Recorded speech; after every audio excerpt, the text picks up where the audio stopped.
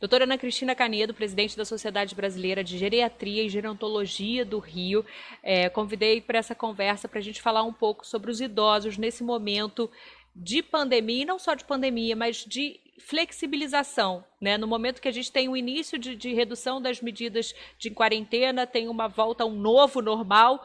Como é que ficam os idosos no meio desse cenário, doutora Ana Cristina? Eu tenho ouvido uma percepção pessoal, muitos idosos próximos a mim, próximos a amigos, se perguntando onde eu me encaixo nesse novo mundo. Né? Eu posso fazer parte da nossa nova rotina, eu posso sair de casa, ou como eu continuo um grupo de risco, eu tenho que continuar isolado. Qual a orientação que a gente pode dar para eles? Então, Mariana, esse momento de início de flexibilização é um momento particularmente delicado, né? Porque é um momento de alto risco de contágio. A gente começou, o nosso estado, o nosso país começou com esse movimento de flexibilização ainda no momento em que a taxa de transmissão é elevada. Então, para os grupos de risco, flexibilizar o isolamento nesse momento é altamente arriscado. E mesmo que eles não flexibilizem, mesmo que os grupos de risco ainda permaneçam isolados, ainda assim eles estarão mais expostos nesse momento. Por quê? Porque a gente sabe que é muito difícil com que os idosos os outros indivíduos que fazem parte do grupo de risco fiquem totalmente isolados. Tá? O isolamento total é quase impossível. Se a gente pensar, a maior parte dos idosos no nosso país, eles vivem em domicílios que são multigeracionais. Então, eles convivem com famílias ali, com membros de diferentes gerações, filhos, netos, que vão sair de casa nesse momento de flexibilização, vão para os seus trabalhos, vão se expor ao risco de contágio e vão acabar trazendo isso para casa. Então, mesmo que eles não saiam do isolamento, mesmo que eles persistam auto-isolados, ainda assim eles estarão mais expostos nesse momento. Para os jovens, essa liberdade de poder se movimentar, de começar a sair, vai vir mais precocemente do que para aqueles mais vulneráveis. Isso acaba sendo inevitável. A gente realmente não sabe quando é que o idoso poderá começar a ter uma vida mais livre, né? Menos isolada. A orientação, e muito provavelmente eles precisarão continuar nos seus auto-isolamentos até que a vacina seja disponível. E a gente não sabe exatamente quando isso vai acontecer, pode ser que isso dure aí 1 ano, então é muito possível, muito provável que o idoso e todos aqueles que fazem parte do grupo de risco tenham que se adaptar a uma forma de isolamento dentro de suas rotinas de vida aí nos próximos meses. A partir do momento que o risco de transmissão começar a cair, talvez esse auto-isolamento possa começar a ser um pouco mais flexibilizado para saídas para as questões mais essenciais. Então, por exemplo, para as consultas médicas. E, por outro lado, a gente sabe que o isolamento, da mesma forma que protege, que traz uma proteção em relação ao Covid, ele traz também consequências negativas, e são várias, né? Consequências para a saúde mental, então a solidão do isolamento está muito associada à depressão e ansiedade, e a solidão por si só também aumenta a mortalidade, então não é só uma questão de saúde mental, existem vários estudos pré-pandemia mostrando que a solidão ela impacta e aumenta o risco de mortalidade dos idosos. Mas o isolamento, o distanciamento, ele também impacta a atividade física, né? O idoso ele tende a ficar mais sedentário. Com o sedentarismo, há uma perda de massa muscular, os problemas de desequilíbrio podem acontecer, aumentando o risco de quedas e fraturas. Vocês têm notado um aumento nesse sentido, tanto físico quanto mental, de pacientes, por exemplo, de seus pacientes, ou a sociedade tem percebido já nesse momento de início de flexibilização, pós 3 meses ali de isolamento, um aumento nesse sentido, uma consequência nesse sentido do isolamento entre os Com certeza, idosos? a gente consegue perceber o impacto do isolamento em todos os seus aspectos sobre alguns pacientes. A gente não tem uma estatística sobre isso, mas a gente tem casos de pacientes, por exemplo, que tinha os seus cuidados com as suas terapias multidisciplinares, faziam fisioterapia, fonoaudiologia, e de repente suspenderam essas práticas e pioraram o seu estado geral, suspenderam a fisioterapia, apresentaram quedas com fratura, suspenderam a fonoaudiologia, acabaram broncoaspirando, fazendo pneumonias e se hospitalizando.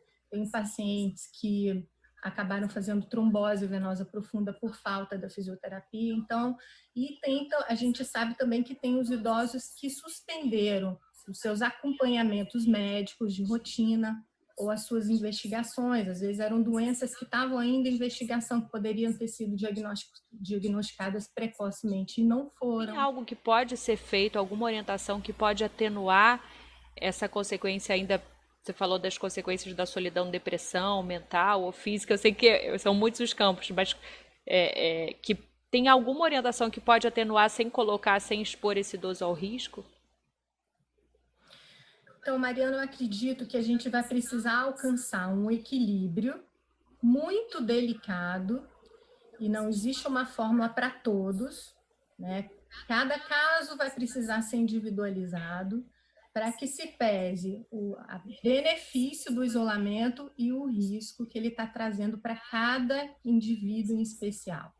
Então, eu posso ter um idoso que esteja tendo muitos impactos mentais pelo isolamento, pela possibilidade de não sair de casa, pela falta de sair de casa e conviver em outros espaços. Nesse caso, talvez a gente pudesse estudar alguma forma dele sair, frequentar espaços mais vazios, mais seguros, em horários alternativos, saídas eventuais, tudo de forma muito, muito segura e de forma a garantir o mínimo contágio possível, né? Por exemplo, idosos que suspenderam suas terapias, fisioterapia, psicologia, isso é muito comum, fonoaudiologia, e que estejam sofrendo o impacto dessas suspensões, talvez tenham que equilibrar o risco de receber uma pessoa em casa, um profissional em casa, mas permanecerem com seus tratamentos das suas doenças crônicas em curso. Assim como a questão das visitas, né? As visitas foram suspensas, esses idosos começaram a ficar cada vez mais isolados, mas à medida que os meses vão passando e a pandemia para os idosos ela vai ser mais prolongada, talvez as visitas dos familiares mais próximos ela precise ser reativada de uma forma segura, de uma forma espaçada, não todos os familiares ao mesmo tempo fazendo festas, mas visitas eventuais ali de forma segura, mantendo a distância de 1 metro, usando as medidas de higiene. Nesse assunto, vê muitos avós, principalmente avós, mulheres, mas homens também sofrendo muito pela questão dos netos, né? Esse encontro geracional que parece ser tão benéfico para ambos, né? E que para eles tem pesado muito. Pelo menos eu tenho relatos em casa e de conhecidos também. Não sei se isso chega até vocês e isso entra também, às vezes, em pesar ali, prós e contras. Muito, eles sentem muito a falta dos netos, é uma queixa recorrente. E por isso é muito importante a gente tentar manter esse idoso conectado, e mesmo que não seja ali uma atitude que parta dele, porque muitas vezes o idoso não lida bem com a tecnologia, é importante que a família ela não perca esse hábito. Né? No início da pandemia existia muito essa preocupação de manter o idoso conectado, mas agora que tudo começa a flexibilizar e que as rotinas voltam ao normal, isso é uma coisa que as famílias não podem se esquecer dos seus idosos que estão lá isolados, é importante manter o contato. E para a gente fechar, doutora Ana Cristina, com relação aos exercícios, a prática de exercícios, você falou que é super importante em todas as fases, mas ainda mais, né, entre os idosos. A gente tem visto muitos idosos caminhando ao longo do ciclovia e eu conversei com alguns, fazendo outras reportagens, falaram, mas é uma recomendação médica, eu tenho uma questão de saúde que eu tenho que ter a vitamina D, eu tenho que movimentar. Também é caso a caso quando a gente trata do exercício físico, ou tem uma orientação geral de cuidados nesse momento? Olha, Mariana, no momento, o ideal é que se faça atividade física em casa. A atividade física é fundamental, com certeza, certamente é uma recomendação médica para todos os indivíduos, né? A atividade física é importante para todos os indivíduos, é importante que todos se mantenham ativos, mas dentro das suas casas, principalmente os grupos de risco. Caminhar fora de casa nesse momento para eles é arriscado. Eles vão ficar mais expostos nesse momento. Não é seguro mesmo com a máscara, mesmo com a máscara. Mas é aquilo que eu conversei com você. Se a gente for pensar no idoso que está adoentado mentalmente, deprimido, por conta do isolamento, pela falta de sair de casa, talvez a gente possa pensar em alguma forma dele sair em horários alternativos, em lugares mais vazios, mas não no calçadão no horário de pico. Preocupa essa questão, doutora, assim, que a gente está vivendo hoje, que é muito novo para o idoso, dessa volta ao novo normal, sem esse lugar definido para ele ainda à margem, à parte, né, das engrenagens que voltam a girar, isso preocupa de alguma forma? Isso é altamente preocupante, Mariana, porque, sem dúvida, o idoso, né, em meio a essa pandemia, ele é a figura mais, mais exposta. A pandemia ela afeta desproporcionalmente o idoso, mais do que qualquer outro grupo de risco até, né? Porque o impacto do isolamento também é pior sobre o idoso. O idoso, ele além de ter o fator de risco idade, ele tem o fator de risco do acúmulo de doenças. É realmente um desafio nesse momento para a população idosa e para quem lida com a população idosa em relação a tecer recomendações. Mariana, eu diria seja forte.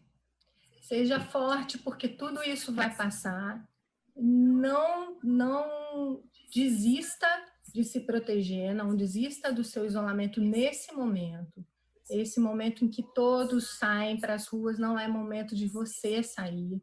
Vamos esperar um pouquinho, vamos ver para que lado vai a curva, se a gente vai ter um aumento muito drástico no número de casos, mas nesse momento se proteja.